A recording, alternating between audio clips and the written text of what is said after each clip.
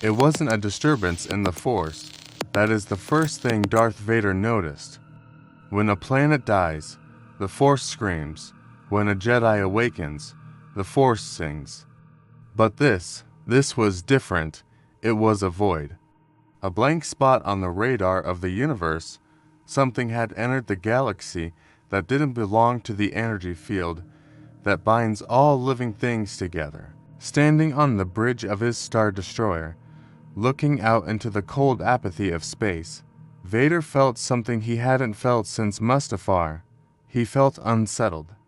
An anomaly had punched through the fabric of their reality, not with the elegance of a ship coming out of hyperspace, but with the violence of a meteor. It happens on a Tuesday, or whatever passes for a Tuesday in the Outer Rim.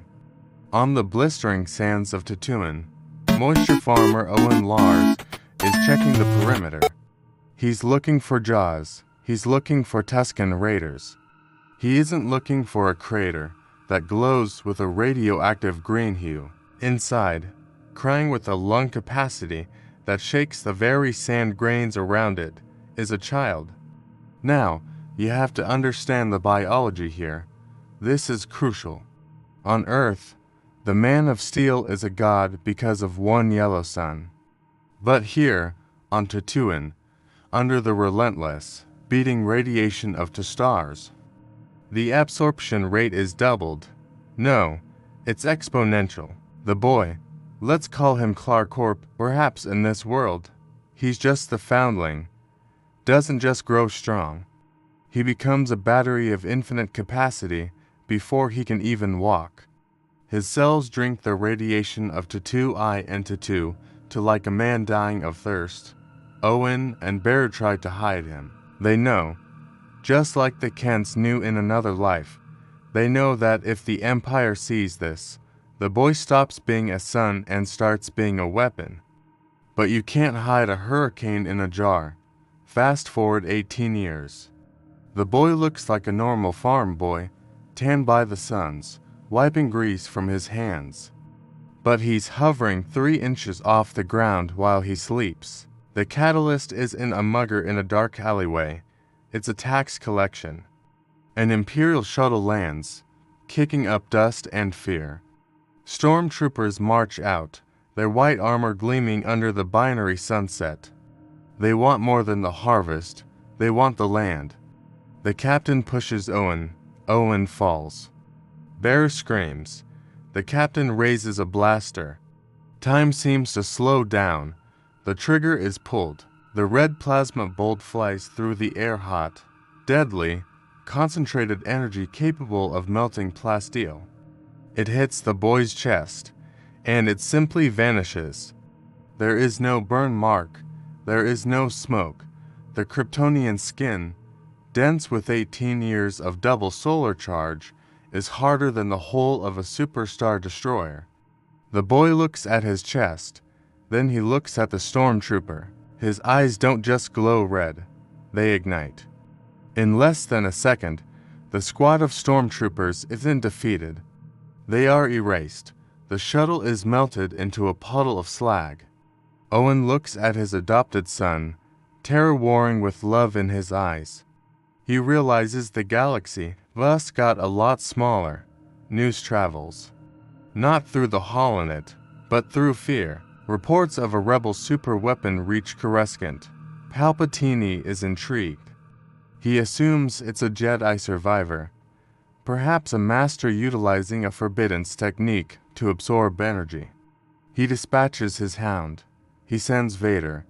This is the moment the universe holds its breath. The Force meets the immovable object. A Star Destroyer eclipses the Twin Suns, casting a massive shadow over the Lars homestead. Vader walks onto the sand. His cape doesn't flutter. It hangs heavy in the dry heat. He senses nothing.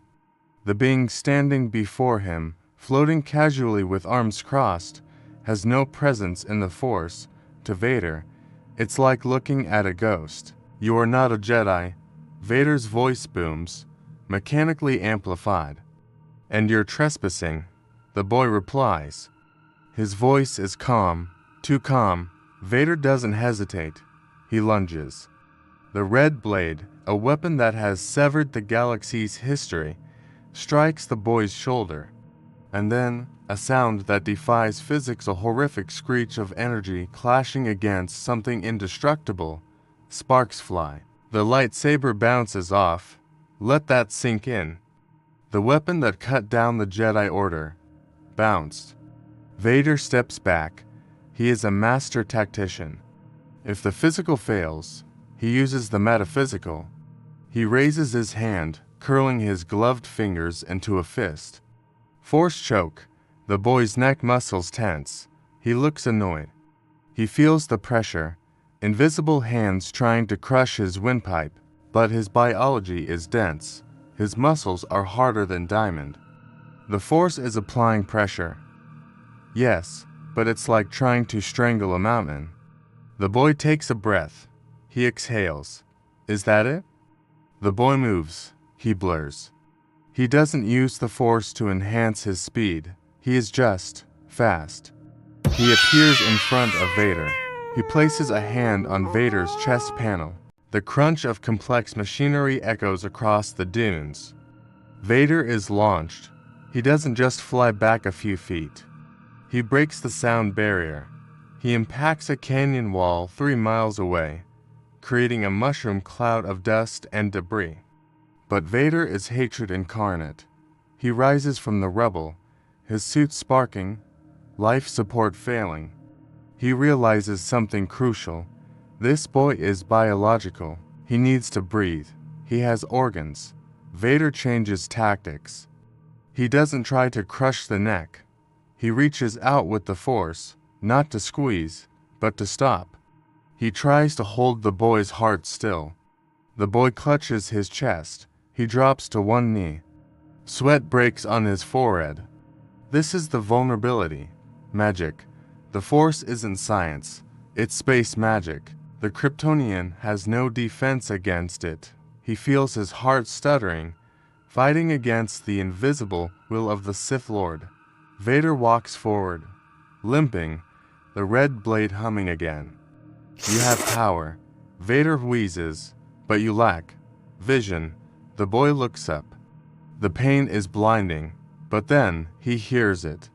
Not the Force. He hears everything else. He hears the heartbeats of people in Mos Eisley, the shifting of tectonic plates beneath the sand, the solar wind hitting the atmosphere. He looks at the Twin Suns. He realizes he doesn't need to fight this dark night on his terms. He doesn't need to win a sword fight. He just needs to leave the board. His eyes go white. Not heat vision. Focus. He pushes off the ground. The shockwave shatters Vader's concentration. The Force grip breaks for a microsecond. That is all he needs. He flies up. He doesn't stop at the clouds. He breaches the atmosphere. He sees the Star Destroyer hanging in orbit, a triangular dagger poised at the heart of his world. He doesn't punch the ship. He flies through it. A massive, tearing metal sound screams through the structure, followed by absolute silence in the vacuum of space. The Star Destroyer is cut in half, a clean line of destruction from bow to stern. It drifts apart, explosions blossoming in the silence of the void like terrible fireworks. The boy floats in space, bathed in the light of the stars. His cape a simple blanket from the farm drifts behind him. Down below, Vader watches the fire in the sky. For the first time, the Empire is not the biggest thing in the universe. Palpatine, light years away on Coruscant, feels a tremor of genuine fear. The prophecy spoke of a chosen one who would bring balance. It never mentioned a god who could tilt the scales effectively by himself. The Rebel Alliance won't recruit him. They will worship him. The Empire won't fight him. They will hide from him. The war between the light and dark side suddenly feels like children fighting in a sandbox, while an adult watches from the doorway. The question ain't whether the Empire falls. The question is, what happens to a galaxy when it is saved by someone who doesn't understand its rules? Who needs the Force when you are the frantic, unstoppable motion of everything else? But here is the problem for Palpatine. There is no kryptonite in the Star Wars galaxy. The only weakness is gone. So, I have a question for you. If you were the Emperor, with all the resources of the Sith, how would you kill a man who cannot bleed?